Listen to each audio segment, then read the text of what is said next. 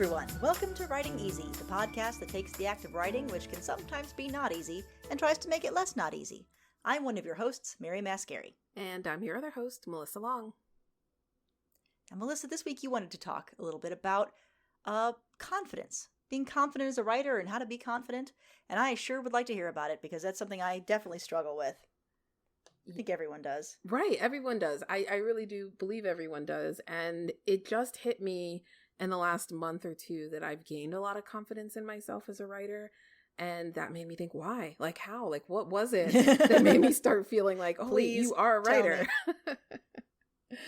So, yeah, I thought this would be helpful to talk about. And I think it's important because we often talk about imposter syndrome. We talk about how much rejection there is in this business, how much criticism, how much feedback, and all of that can tear at your self-confidence.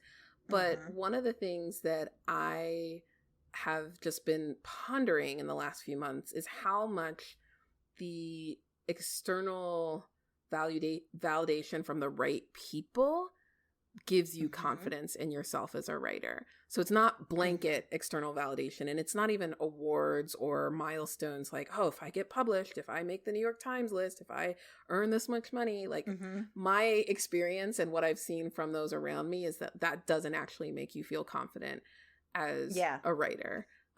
But I have found that acknowledgement, recognition, encouragement from mentors taking the time out to help you develop your craft, people who are willing to make introductions on your behalf, like all of those little things start to give you confidence because you're like, whoa, wait, this person sees something in me that I don't see in myself yet, or I don't know how to gauge.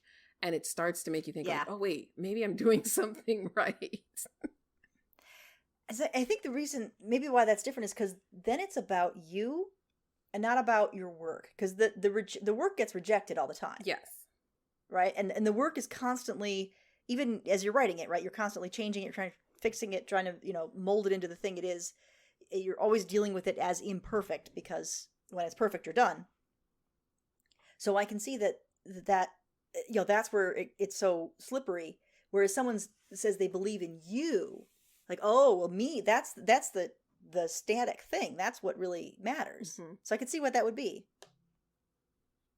Yeah, absolutely. That investment in you. And I used to get really intimidated by people saying, oh, you have so much potential. Like that would just paralyze me. And I'd be like, well, then just throw in the towel now because I'm never going to live up to that potential. Yeah. But there is something about, and maybe it's with age, I've just noticed that when people take the time to give me feedback, when they make introductions, when they share their experiences with me and are trying to teach me or help me, like I'm like, oh wait, like they're taking time out of their busy day or their busy schedule or their life to prioritize developing me because they see me as somebody who can like step into this space and continue to grow. And that's huge. Yeah. And it's great when it comes from someone that, that whose opinion you value. I mean, honestly, I can't think of anything more that I would want is, the respect of people whose work I admire. Because they understand. They're not just coming at it from a place of just like, well, I don't really like books like that, or, that's not really my thing. They know, they know what it is. They're like us, and so that makes a big difference. Yeah, I will say that so everybody knows I'm in LA. We talk about that a lot. Yeah. If you don't know, I'm in LA, right? But I just finished a program that the Writers Guild Foundation did, which was called the Writers Access Support Staff Training Program, and it was phenomenal. And I'm really excited that I got to have this opportunity to go through the program. Now, what I will say was the most insightful was for the last half of the program. We've had showrunners coming in and talking to our group of 15 to 20 people, and having that like smaller access and that like off the record conversations with like multiple people. I would say there were probably 7 or 8 people that came in before I had this aha moment of like, wait a minute, they're all saying the same thing. Yeah. And they're all talking about like what we did to get in this program and why they believe in us. And like their Yeah. experiences are all very similar, even though they come from different backgrounds and they're different ages.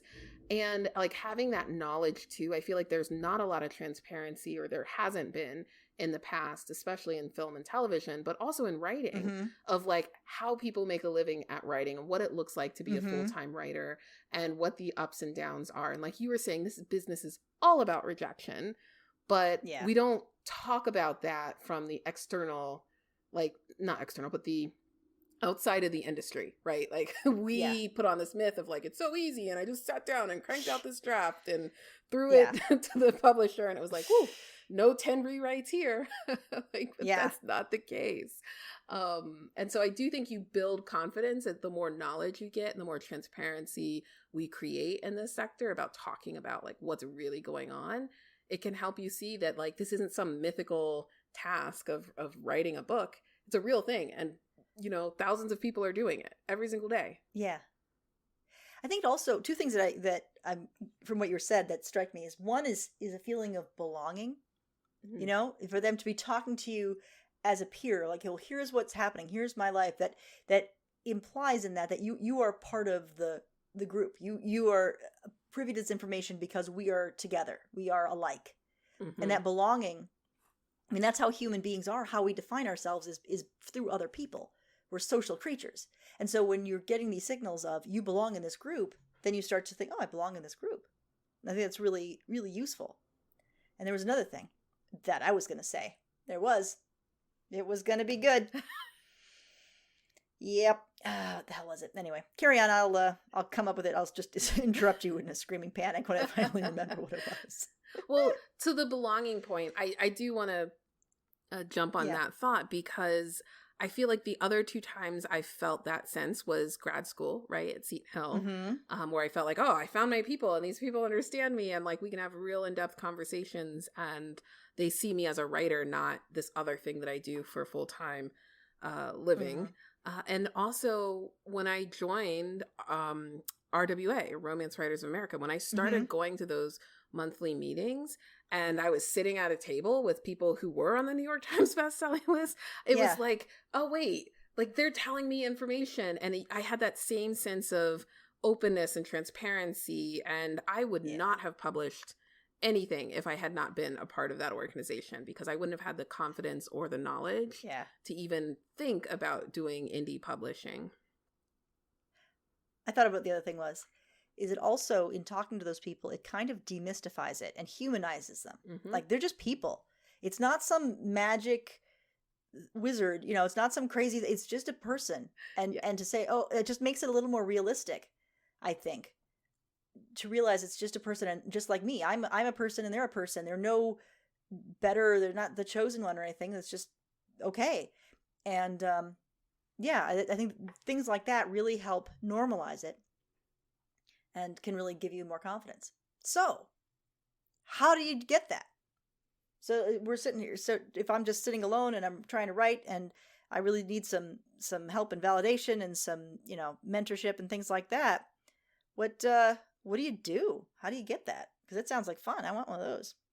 Yeah, you got to find your people. I mean, and I think this is where I tend to love the internet and love social media, because there is a level of access that hasn't existed in the past to actual writers and creators, right? Like you can go online and follow a showrunner. You can follow your favorite, well, if they're on there, right? But you can follow your favorite authors. You can email them, and they have newsletters. There's ways to get access to writers that you admire.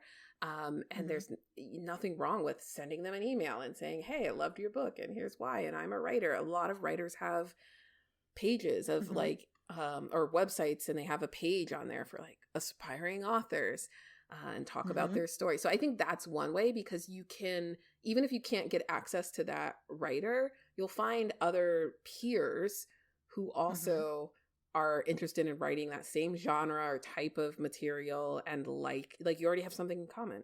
So like that's a great way to start building your own network. Absolutely.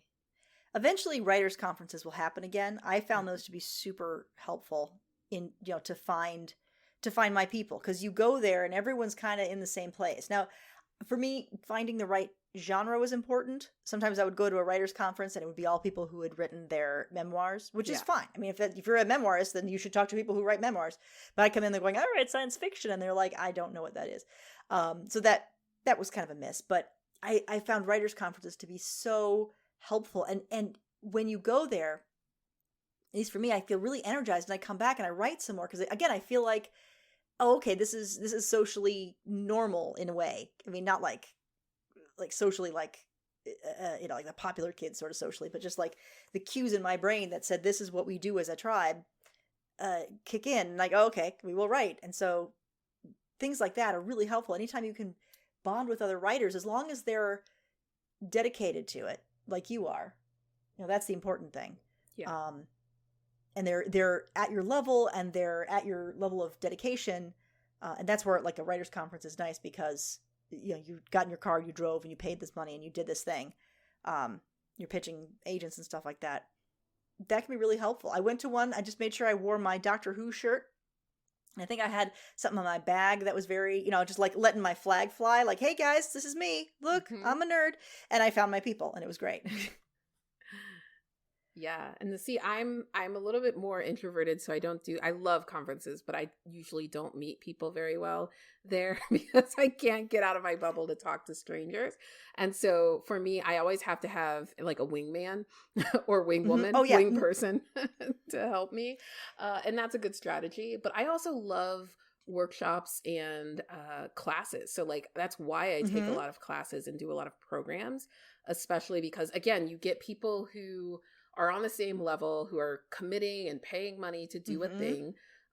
And you get to kind of vet people in a way where it's like, as opposed to going and joining some random writing group that you found online, like you're meeting someone in person, you're like, they're sane, check. They feel safe. Like they're a decent person. And then you may also even have a sample of their writing. So you know what they're writing, and if they're open to criticism and feedback, or if they're going to be hogging the spotlight and just, well, you want them to be at the same level too, right? Like, because otherwise the critique partnership kind of ends up being one-sided, where if you're really experienced and you're working with people who aren't as experienced, you're going to be spending a lot of your time. I mean, and nothing wrong with being that mentor, but then you might not get as much back. I think, that I would push back on that, because I think that okay. a lot of, well, one, I think it's important to mentor, right? I think it's important to help develop writers who are coming up behind you, but also because it helps you master a skill, because that's like the third stage, right? Like, it's like you see it, you learn it, and then if you can teach it, like, you really know it. And so it does help you get better at your own editing, understand what your process is, and then to be able to communicate it in a way that's helpful. Like, those are really good skills to learn, especially if you're doing film and television, because the way you rise up in that rank is like, they just put you in charge of other people. And if you haven't learned how to do that, then you're gonna struggle a little bit. That's a really good point. I stand corrected. As long as they're cool people, that's the important part. Like, make sure they're worth your time. But I think it can be a helpful thing too. It goes both ways. Belonging, having a group, having a community around you is really critical. It makes such a huge difference. Yeah, absolutely. I think the other thing is, like, you have to get comfortable being vulnerable, and you have to put your work out there. Right? Because there is it's like, you can be strategic about where you put your work, right? It doesn't necessarily mean you have to go out and publish everything and allow anybody and everybody to read it. But I think in sharing your work, you will get feedback, and you will get those comments of like, "Oh, I do. This is really good." I mean, the first time that happened to me, I was blown away. I was like, what do you mean? Like, this is just what I do. And, to have somebody finally say like, "No, this is really good." We talked about Enneagrams. I'm also a 3. So like, I thrive off of that. But It was a big moment, and I think like I remember at Seton Hill in my first sort of quarter semester or whatever we called them, Mm-hmm. we did the workshops, right, and the Mm-hmm. chapters that I submitted, everybody loved them, and it did scare the Yeah. crap out of me. Like, I was like, oh great, now I'm never going to do anything good for the rest Yeah. of the program. But like, people were coming up to me like who had heard about it and were like, oh, Yeah. we read your thing because somebody else said it was really good, it was great. And I'm like, but it also made me Yeah. feel like I belonged, and was like, oh wait, like there are other people who again have more knowledge than me or more experience or have gone through this program longer, who are saying like, you did something and it's Mm-hmm. good. Yeah. Not to say that you don't need people stroking your ego all the time, but a little validation, a little encouragement doesn't hurt. Yes. So I'm going to tell my niece. I'm going to talk a little bit about this. She just recently went off to college, and she is a violist, and she's amazing. And she has gone to the Manhattan School of Music, and she came back from Thanksgiving and was telling me all about, oh, I met this person, we just talked about it, and they like music too, and then I went to this other place and they like music too, and we can talk about music theory, and it's not boring. Like in high school, like people would stop, I wouldn't listen, but we listen, and people go to the concerts because they want to go to the concerts. I don't have to force them to go, they go. And I'm like, and the light in her eyes, she's just glowing because she's able to do the thing she loves with other people who love it too, and it makes so much difference. So that made me think of that, and just find the people who you can talk about plotting and enneagrams and any of this other stuff that we talk about with, how querying and all these things that your partner might not have any idea what the hell you're talking about, because isn't what they do. And so to have people who also understand what you do, there's something that no matter how supportive the people around you are, if they're not writers, there's a certain amount that they don't understand. To have that community there makes a big difference. It's really critical. It's huge. And it reminds me of some advice that a agent told me once when I was pitching, and they said, don't let someone who doesn't have the power to say yes tell you no. And I like that stood with me, because there is so much rejection, there's so much feedback, there's so much criticism, there's so many times for you to get like, this isn't good and you can't do this and all of these rules. Mm-hmm. And his point was, you need to know who to listen to, because there's a lot of noise. And the people who can say yes to you are the ones that you need to listen to first. Doesn't mean they're always right, but like really those point. Are the ones that you need to like prioritize. Yeah, that's a really good point. I like that very much. I love this. Cool. This is such a great subject, right? Like to think about, because we don't do it so much, and we're always talking about why it's so hard and the insecurities and the like doubt, and so many people have doubt about their particular project. Maybe sometimes they're writing, especially when you're in that like end of the second act and you're like, I hate this book. I've done revisions 80 times and it's not. I don't care anymore. Yeah. Yeah. I that's one thing I'm really looking forward to after this last year, is being able to go to conferences again, and like I said, just sit and complain about this. I mean, this podcast has been really helpful for that, because we're able to do it together, and hopefully you listening are kind of joining in as well. A little pseudo social relationship, but being able to talk with people and feel that connection and that community. Honestly, I would almost go so far to say is I don't think you can succeed without it. Yeah. I mean, it's not even a nice to have. I think it's critical. I think you need to have people around you supporting you and understanding what you're doing and who you can belong with. I think that's absolutely necessary. I would agree 100%. Excellent. So your homework is find your people and report back. Yes. And in the meantime, I guess we'll just remind you that, writing is hard. So take it easy. I'm Mary. And I'm Melissa. Bye, everybody. Bye.